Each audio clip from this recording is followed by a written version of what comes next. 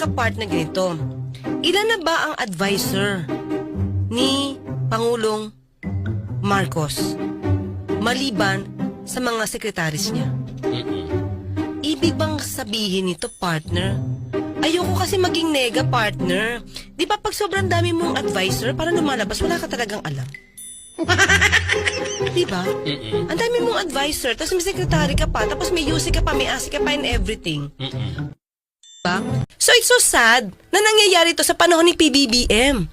So I hope, di ba, sana ito, makita ni PBBM. Daan ng korupsyon. Yes, I agree. Ang MIF oras na makuha niya ang kopya ng bill. Ay talaga? Eh, syempre, kasi teka lang, hindi niya nababasahin? May pirma na lang siya basta-basta? urgent nga. Urgent. Oo. Urgent. Ganon? Pikit mata? Ewan ko lang, syempre. Babasahin pa yan ng Pangulo bago niya ito pipirmahan. Oo, dapat ganun, partner. Diba? Dapat basahin niya pa. muna. Hindi naman pagkabigay sa kanya, pirma na agad. Ano yun? Babasahin pa ba ito?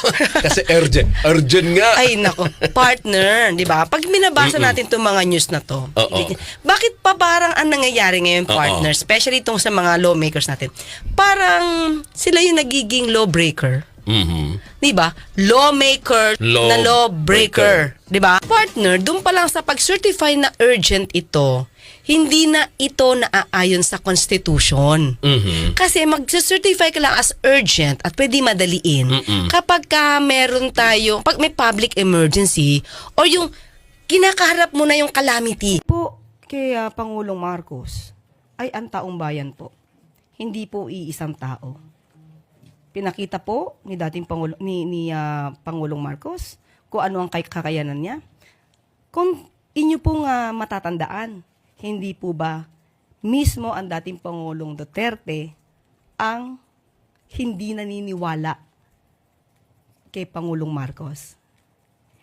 He even said that PBBM is a weak leader. Papaano niya masasabi na inangat niya ang dignidad ni Pangulong Marcos kung siya mismo dati ang nagbababa rito?